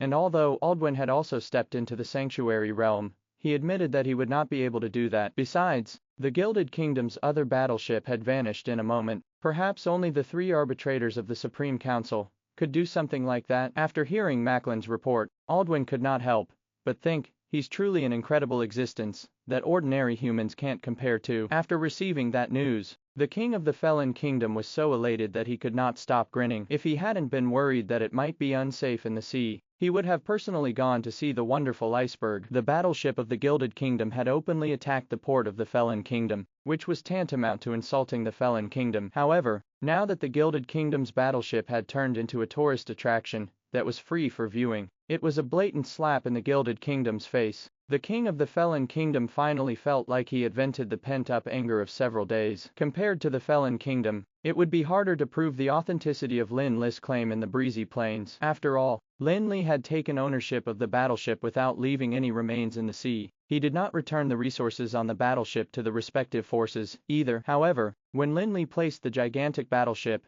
in the magic city of the Tower of Dusk, and began to carry out the modifications, the forces that received the news naturally discovered that Lin Li wasn't lying at all. While verifying the truth of the matter, the news of the new scenic spot at the Felon Kingdom's port also spread to the breezy plains. After tallying the news, the forces that were doubting Lin Li's abilities in the beginning were finally shocked by his strength. In the headquarters of the Mithril Alliance, Elvis, who had stepped into the sanctuary realm, sunk deep in thought for a long time after hearing the reports from the messengers whom he had sent to the Tower of Dusk. Since the Dark Age, the Mithril Alliance's legacy had been passed down for thousands of years, and it had always been a top force in the breezy plains. A force with such a rich heritage actually had to bow down to a new force that had been established only for a few years. That was something that no one in the Mithril Alliance could accept. However, it couldn't be helped, since the Tower of Dusk had such an incredible and competent president, who had stepped into the sanctuary realm at a young age, under the deterrence of the sanctuary powerhouse. The people of the Mithril Alliance had no choice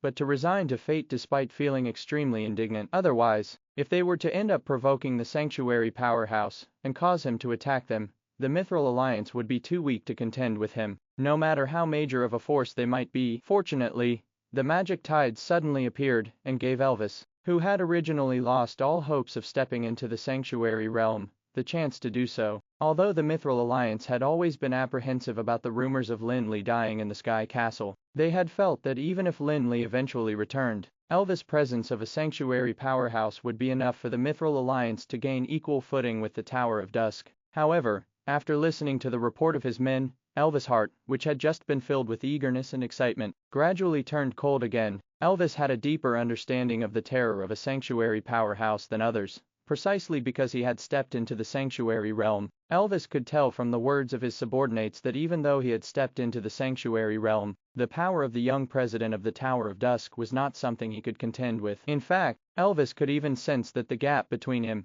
and Lin Li did not decrease even though he had stepped into the sanctuary realm. In fact, it seemed to be greater than that of 3 years ago, when he was only at the peak of the legendary realm. Elvis believed that sanctuary powerhouses like him would only end up dying in a battle against Lin Li. In the eyes of those who had yet to enter the sanctuary realm, sanctuary powerhouses would not vary much in strength. Hence, after Elvis had reached the sanctuary realm, the members of the Mithril Alliance began to expect the Mithril Alliance to rise again from the doldrums. Even if the Mithril Alliance could not suppress the Tower of Dusk, they could at least be on par with the Tower of Dusk. However, after hearing Elvis' explanation, everyone realized a truth: as long as Lin Li, the young president of the Tower of Dusk, was around, there would never be peace in the Mithril Alliance. Okay, don't pull a long face. I can see that the young president of the Tower of Dusk has ambitions that are far beyond this tiny breezy plains. Succumbing to him is not that humiliating for us. After all, Elvis had become a sanctuary powerhouse, and his state of mind had changed greatly compared to before. Although Elvis inevitably felt a little powerless after knowing that there was a horrifying increase in Lin Li's abilities, he soon got over it. After all, a devil like him would probably appear only once in a blue moon. He ought to be content that he was lucky enough to enter the sanctuary realm. If he were to insist on comparing himself to Lin Li, he would only be making things hard for himself. As for the others of the Mithril Alliance, they were naturally somewhat disappointed. It would be fine if they had never had any expectations,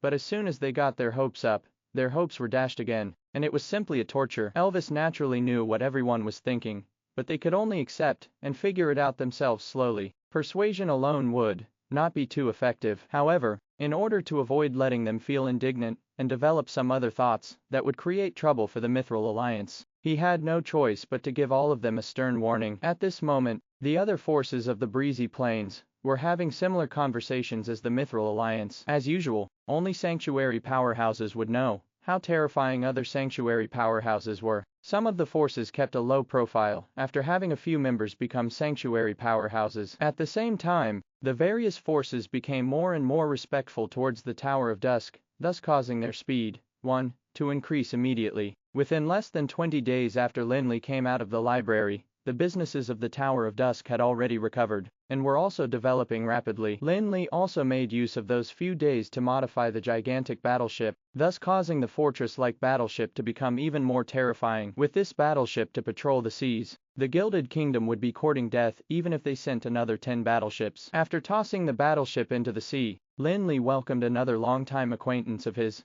President Hoffman of the Glitter Gold Trade Union. Despite the influence of the magic tides, Hoffman had not stepped into the sanctuary realm, but his power had also reached the peak of the legendary realm, and he was only a step away from the sanctuary realm. In fact, it was a good thing for Hoffman. After all, with the power of the magic tides, he would only be considered to be in the pseudo-sanctuary realm, and there would be an obvious difference between him and a sanctuary powerhouse who had broken through using his true abilities. Due to the fact that the old President Thomas had stepped into the sanctuary realm, the Glitter Gold Trade Union now only needed a sanctuary powerhouse to take charge for the time being. Hence, Hoffman chose to give up on this route and continue to strengthen himself so as to enter the sanctuary realm, based on his own abilities. Previously, the representatives of various forces gathered at the Tower of Dusk, and due to the fact that Hoffman was in the Dwarf Kingdom, he could not make it back in time. Hence, the Glitter Gold Trade Union sent Elvin, who was one of the shareholders of the Glitter Gold Trade Union, to represent them. This time, other than catching up, Hoffman looked for Lin Li to consult him about some things regarding the sanctuary realm. He also arrived with plenty of information about the Gilded Kingdom. The Glitter Gold Trade Union was one of the top trade unions in Anral, and its business was not only spread throughout the mainland, it had also spread to the Gilded Kingdom. It was safe to say that no other force in Anral would know the Gilded Kingdom better than the Glitter Gold Trade Union did. Hoffman's news first confirmed one of the conjectures that Gavin and the others had made. There was truly an inseparable connection between the Illuminati and the Gilded Kingdom. The relationship between the Illuminati and the Gilded Kingdom was like that between the Brilliant Shrine and the Leaden Kingdom. The Lord of the Illuminati had a lot of control over the Gilded Kingdom, just like the Pope of the Brilliant Shrine over the Leaden Kingdom. The Illuminati was an ancient religion that believed only in one god, the ancient god Zogar. The ancient god Zogar was a deity that had been around since Anral's establishment. It was also the only true god of Anral who had broken the chaos, given rise to Anral, and created the two strong races, the Wyrms and the Titans. 1. Probably the speed at which they hurried to restore normal relations with Todd. Of course, every pope had the ability to exaggerate the god that they believed in. and the propagation of the doctrine of the creation of the gods was commonplace in the history of Anral. In fact, there was even an immortal religion. The devotees believed in the immortal king, and claimed that the immortal king, who created the world, was omnipotent. However, there was another characteristic about the religion of the Illuminati. The devotees claimed that the god that they believed in still existed in Anral. Although no religion would say that the god that they believed in had died, most of them would say that their god was in heaven. Others could not consider anything else at all. However, the Illuminatist doctrine stated that the ancient god Zagar fell into a deep slumber after creating the world and the two major races, the Titans and the Wyrms, because of a certain force. They even stated explicitly where the ancient god Zagar had slept. Legend had it that it was in the most famous place of the endless ocean, known as the Great Whirlpool. Upon hearing this, Lin Li also understood why the Illuminati could not trump the brilliant shrine in Anral. The Illuminati was too conservative with the description of the ancient god Zagar. How could the only true deity fall into slumber? He was clearly much inferior to the other omnipotent gods. Of course, Lin Li was not in the mood to care about the doctrine of the Illuminati. What he was concerned about was the power of the Illuminati. After all, the Illuminatist shadow was present in all the events that had happened to the Tower of Dusk lately. Lin Li did not have to think much to know that he would sooner or later face the Illuminati. If the Illuminatist abilities were mediocre, Lin Li would not mind using the Sky Castle to get rid of the Illuminati completely. However, it was basically impossible to do so. If the Illuminati were not capable enough, they would not be able to control the Gilded Kingdom. Based on that point alone, the Illuminati definitely wouldn't be inferior to the Brilliant Shrine. However, the Glitter Gold Trade Union unfortunately did not have a thorough understanding of the power of the Illuminati. Although the Glitter Gold Trade Union was famous in Anral, it was only an ordinary trade union to the Gilded Kingdom. It was not because the Gilded Kingdom had a trade union that could compare to the Glitter Gold Trade Union, but rather that the Gilded Kingdom had imposed a lot of restrictions on foreign trade unions. They would definitely not allow foreign trade unions to control their local market. Hence, the Glitter Gold Trade Union could rarely get into contact with the senior executives of the kingdom or the Illuminati. Naturally, they could not get better information. Although Lin Li had obtained some news on the Illuminati from Hoffman, and knew how powerful the Illuminati was overseas, Lin Li might not necessarily be afraid of them even though the Illuminati was comparable to the Brilliant Shrine. In fact, in the aspect of the Sanctuary Realm, the so-called strength comparison between the various forces was actually a comparison of the strength of the sanctuary powerhouses. For the sanctuary powerhouses, the number of devotees, legendary powerhouses, and the amount of wealth they controlled did not matter. The Brilliant Shrine was extremely powerful, and they controlled the massive Leaden Kingdom as well. However, they dared not provoke the Ashen Warlock, who was all by himself, all because his only opponent was Pope Rosario of the Brilliant Shrine. To him, the archbishops and others were insignificant existences. Hence, to Lin Li, a sanctuary powerhouse, whether or not a force could pose a threat to him would depend on the abilities of their sanctuary powerhouses. Although Lin Li was still unsure of how many sanctuary powerhouses there were in the Illuminati, he was confident that with his own abilities, and the power of the Sky Castle, the enemies would not be able to pose a threat to him, and the Tower of Dusk even if they had a sanctuary powerhouse. Hence, to Lin Li, a sanctuary powerhouse, whether or not a force could pose a threat to him would depend on the abilities of their sanctuary powerhouses. Although Lin Li was still unsure of how many sanctuary powerhouses there were in the Illuminati, he was confident that with his own abilities, and the power of the Sky Castle, the enemies would not be able to pose a threat to him, and the Tower of Dusk even if they had a sanctuary powerhouse. To put it more seriously, even if the Illuminati had sanctuary powerhouses that were as strong as the three arbitrators, and even if Lin Li could not contend with them, no one would be able to stop him from leaving unscathed. Hence, if the senior executives of the Illuminati knew that the Tower of Dusk had Lin Li, the sanctuary powerhouse, they would not really fall out with him. Besides, Lin Li was certain that the Illuminati should have long discovered this. Back when Lin Li had just reached the Tower of Dusk and killed those who were surrounding the Tower of Dusk, one of the sanctuary powerhouses stood out to stop Lin Li from taking away the captive. Now, since he had confirmed that the prisoner was from the Illuminati, the sanctuary powerhouse who tried to stop him had to be from the Illuminati too. Lin Li believed that no matter what the Illuminatist agenda was, they probably would not dare to continue pursuing it after finding out that the Tower of Dusk was helmed by him. As long as the Illuminati stopped courting death, Lin Li could not be bothered to settle scores with them, not because he was magnanimous, but because he didn't have the time to. The magic tides had already appeared, and the spacetime rifts had become more and more active. No one knew when the prehistoric magical beasts in the spacetime rifts would surge into Anral in large batches. Lin Li's time was running out. Increasing his power and sealing the spacetime rifts was the top of his priorities now. Otherwise, even if the Illuminati had a few sanctuary powerhouses, Lin Li would drive the Sky Castle to the Gilded Kingdom and settle scores with them. However, the other forces of the Breezy Plains were not as confident as Lin Li. Even if the few top forces had sanctuary powerhouses, they were essentially only pseudo-sanctuary powerhouses, some of whom had similar lifespan as other sanctuary powerhouses, but were only slightly stronger than those who were at the peak of the legendary realm. They were worlds apart from sanctuary powerhouses, who had entered the sanctuary realm by relying on their own abilities. Such pseudo-sanctuary powerhouses could not even compare to level 25 powerhouses who had just stepped into the sanctuary realm. What more, someone like Rosario? That was also the reason that the various forces were attacked badly by the Gilded Kingdom. Otherwise,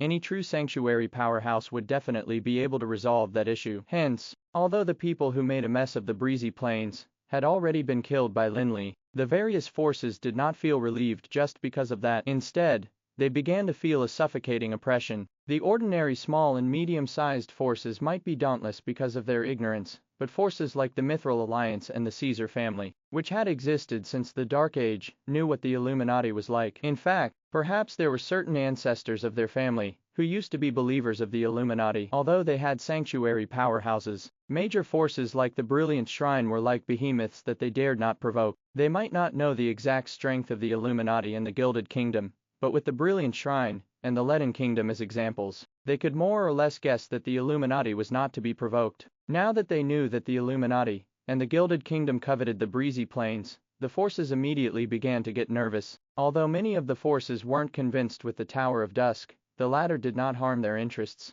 but the Illuminati was different. The things done by the legendary powerhouses that were sent by the enemies were evidence. They had resolved their temporary issues, but to the forces of the Breezy Plains, there was still a greater problem that they had to face next. After all, the Breezy Plains belonged to the Felon Kingdom only in name. If the Illuminati and the Gilded Kingdom invaded, the Breezy Plains people would probably have to rely on themselves in order to deal with the next moves of the Illuminati and the Gilded Kingdom. The first solution that the forces of the Breezy Plains thought of was to form an alliance that could contend with them. However, there was a reason for the Breezy Plains to be known as a chaotic place. For thousands of years, it had never been unified, and there were all kinds of nasty things between its forces. Perhaps a few forces might be able to form a temporary alliance, but uniting all forces like what the Tower of Dusk had tried to do was simply a delusional idea. Besides, in the past, they had attacked the Tower of Dusk for the sake of benefits, and the Tower of Dusk was nothing to them at all at that time. However, the opponents that they were about to face now were the Illuminati and the Gilded Kingdom. There were too many things involved. Simply put,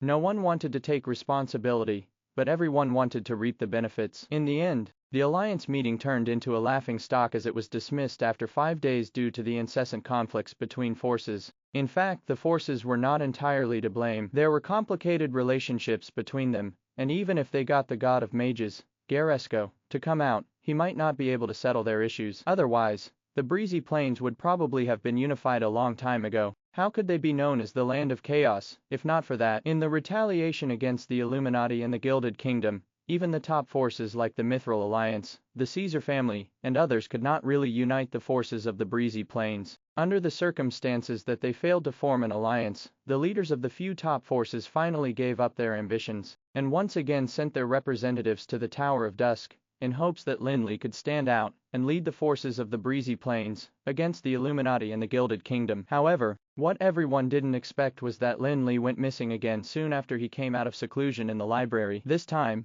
even Basil, Gavin, and the senior executives of the Tower of Dusk had no idea where their president had gone. Hoffman stayed at the Tower of Dusk for 3 days. In addition to discussing with Lin Li the Illuminati and the Gilded Kingdom, he also asked Lin Li for advice about the Sanctuary Realm. Besides, after he sent Hoffman away, Lin Li immediately put aside the matters regarding the Illuminati and the Gilded Kingdom. He then began considering the issues of improving his own abilities. Through the guidance of Garesco's incarnation, Lin Li increased his power to level 27 in the library, which was extremely fast to anyone. However, Lin Li was not satisfied with that, because he was well aware that having level 27's strength was simply insufficient for the things that he wanted to accomplish in the future. Lin Li wanted to continue to receive the guidance of Garesco's incarnation and improve his abilities through that, but it didn't seem to be possible for the time being. Unless Lin Li's strength could increase again, he would only be putting himself through torment if he wanted to learn from Garesko's incarnation again. It was just like how one would have to think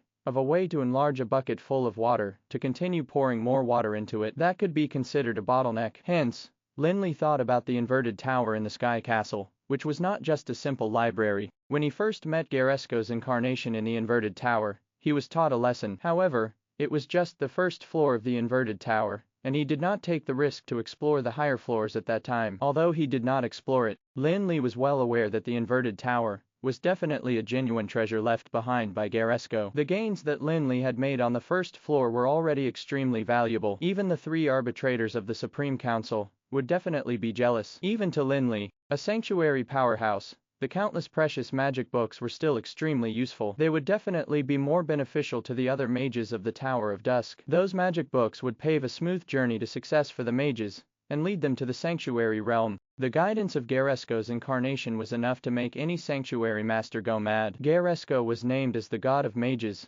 because he was the leader of human magic civilization. Getting the personal guidance of the god of mages was definitely something that all mages dared not imagine. Besides, that was only one of the benefits that he had obtained on the first floor of the inverted tower. Lin Li dared not be certain that the items on the second floor would be more valuable than the firsts, but he was sure that the items on the second, third, and last few floors of the inverted tower would definitely not be less valuable than those of the first. When Lin Li was in the endless void previously, he did not continue to explore the inverted tower, partly because of the time constraints, and partly because he felt that he was not capable enough. This time, Lin Li had already successfully reached level 27, and with the guidance of Garesko's incarnation, there had been shocking changes in his strength. Hence, when the rate of his improvement reached the doldrums, Lin Li felt that it was time for him to further explore the inverted tower. Thus, when the representatives of the various forces of the breezy plains once again went to the Tower of Dusk, in a bid to get Lin Li to step out and take charge of the alliance, Lin Li had already stepped through the door of the inverted tower. The first floor, which had been emptied to the point where only empty bookshelves were left,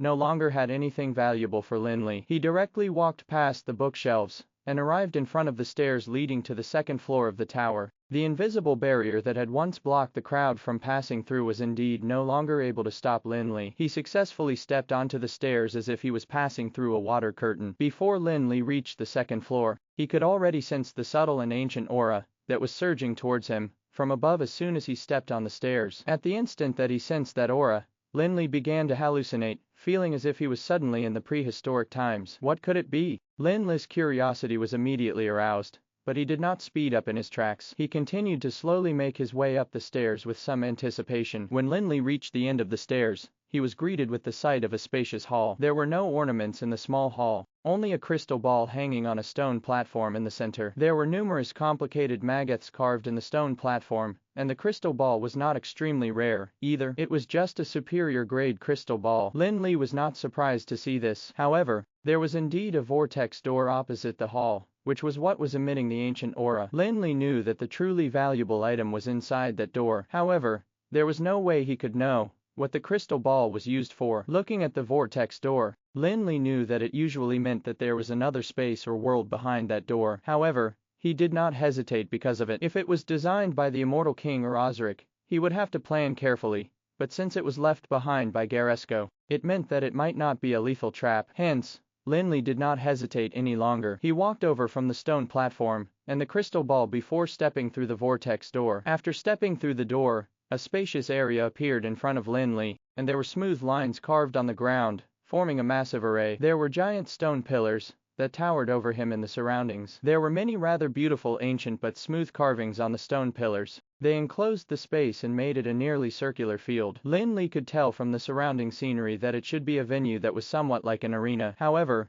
why would Garesko spawn this arena? Lin Li did not think that Garesko would leave behind any useless things as treasures in this tower. Lin Li carefully observed the arena, from the huge array formation to the decorative paintings on the stone pillars around him. Sensing the ancient aura that was emitted from the arena, an unbelievable possibility suddenly popped up in his mind. Could this be the legendary barbarous arena that exists in myths? Even with his current state of mind and wide horizons, Lin Li couldn't help but feel his heart race when he thought of that possibility. The barbarous arena was not the kind of arena that was used for duels or entertainment. In the ancient legends, the barbarous arena was just as famous as the Tree of Eternity. However, it was easy to prove the existence of the Tree of Eternity. While the barbarous arena was said to be illusory, legend had it that in the frozen highlands of Anral, there once lived a very powerful race of people. They could not use magic, or the so-called combat energy, but their bodies possessed a great power that would make even dragons bow down to them. Due to their brutal power, the other races called them barbarians, while they claimed to be descendants of the Titans. Truth be told,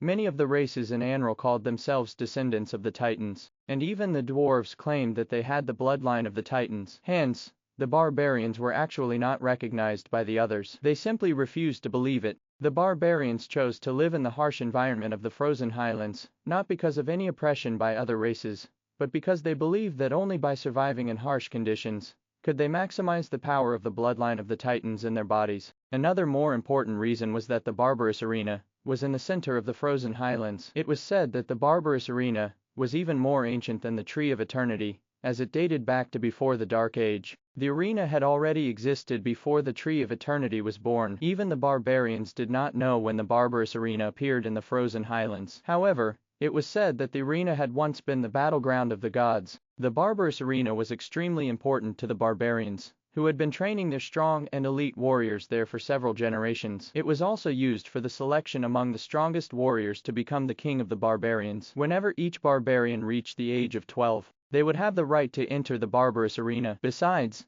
it was mandatory for them to enter the arena to train. No one knew what power the barbarous arena used for its operation, but whenever someone entered it, an opponent of equal strength would automatically appear inside. No one knew where the opponents were from, and why they would appear in the barbarous arena. In fact, no one knew what opponents they would be facing. It might be a human, a high elf, a magical beast, a demon, a wyrm, or something else. In short, there were endless possibilities. The fact that the barbarous arena had such incredible power was the very reason that people always thought that it was just an illusory existence that existed in myths. Even sanctuary powerhouses who had already mastered the world laws might not be able to understand the mystical power of the barbarous arena. Moreover, the power of the barbarous arena seemed to be limitless. If an ordinary person entered, their opponent would definitely be ordinary. If a sanctuary powerhouse entered, his opponent would be a competent sanctuary powerhouse of equal strength. Legend had it that even if a true deity entered, an opponent who was his match would appear too. Perhaps that was the origin of the claim that the barbarous arena was the battleground of the gods. Lin Li carefully looked around,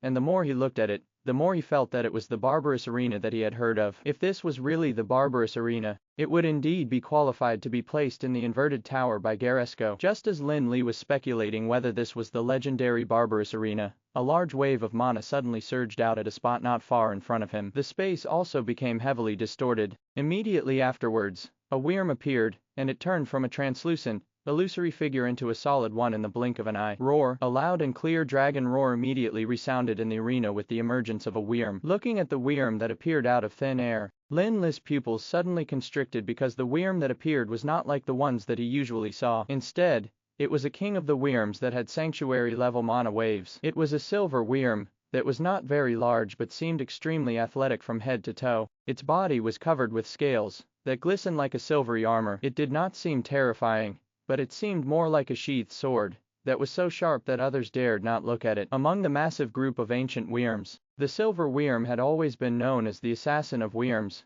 as it had incredible speed that other wyrms could not compare to. It was also known for its flexible and agile fighting style. Moreover, the silver wyrms also held the power of space, which made it impossible for others to ward off their attacks. Hence, although the level that the silver wyrm showed seemed to only be at level 26, Lin Li dared not be careless at all, especially since the powerful defensive abilities and massive power were part of its strength. Level did not mean anything at all. Besides, the barbarous arena had a characteristic where it would automatically match those who entered with opponents that were similar in strength to them. Although the silver wyrm was only at level 26, it had been released in the barbarous arena, which meant that its combat power was not inferior to that of Lin Li, a level 27 powerhouse. In fact, it was probably stronger. After entering the barbarous arena, the silver wyrm seemed to have felt a little confused about suddenly appearing in an unfamiliar environment. However, in the blink of an eye, its bloodshot eyes became clear again. It had already noticed Lin Li, who was standing close by. After roaring, it began attacking Lin Li without hesitation, perhaps because it regarded Lin Li as the culprit who caused it to end up there, or because it had gained some unknown information. Thank you for watching Mystic Realms Recap. Please like, share, and subscribe. Have a great day.